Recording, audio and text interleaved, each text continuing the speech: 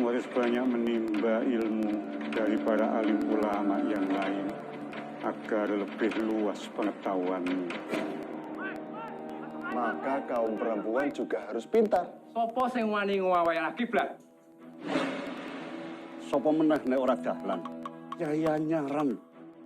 Nek,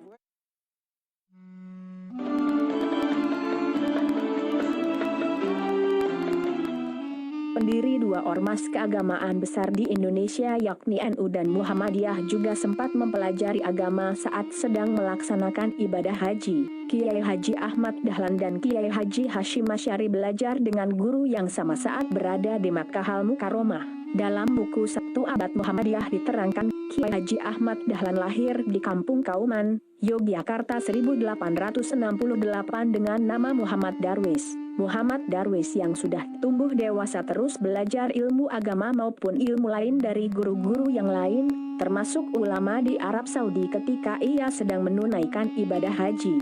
Ia pernah belajar ilmu hadis kepada Kiai Mahfud Termas dan Syekh Hayat, belajar ilmu qiraah kepada Syekh Amin dan Sayyid Bakri Syatok, belajar ilmu falak kepada Kiai Haji Dahlan Semarang, dan ia juga pernah belajar kepada Syekh Hasan tentang mengatasi racun binatang. Menurut beberapa catatan, kemampuan intelektual Muhammad Darwis semakin berkembang setelah menunaikan ibadah haji pertama pada tahun 1890.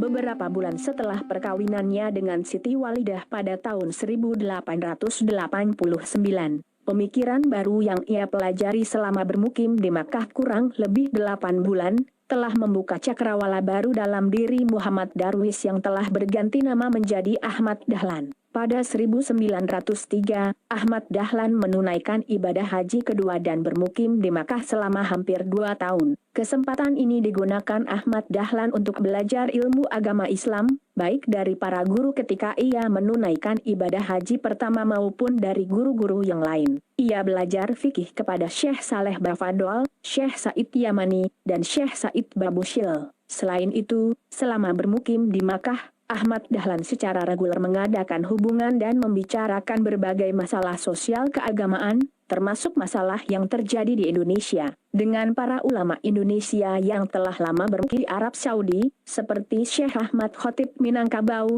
Kiai Nawawi Banten, Kiai Mas Abdullah dari Surabaya. Adapun Kiai Haji Hashim Asy'ari melakukan perjalanan ibadah haji pertamanya saat berumur 21 tahun. Tidak lama setelah menikah, Hashim bersama istrinya berangkat ke Makkah guna menunaikan ibadah haji. 7 bulan di sana, Hashim kembali ke tanah air, sesudah istri dan anaknya meninggal. Pada tahun 1893, ia berangkat lagi ke Tanah Suci. Sejak itulah ia menetap di Makkah selama 7 tahun dan berguru kepada Syekh Ahmad Khotib Minangkabau, Syekh Mahfud Termas, Syekh Said Yamani, Syekh Rahmatullah, Syekh Soleh Bafadol, Sayyid Abbas Maliki, Sayyid Alwi bin Ahmad As-Segaf dan Sayyid Husain Al-Habsyi, dan masih banyak lagi. Kemampuannya dalam ilmu hadis diwarisi dari gurunya Syekh Mahfud Termas di Makkah.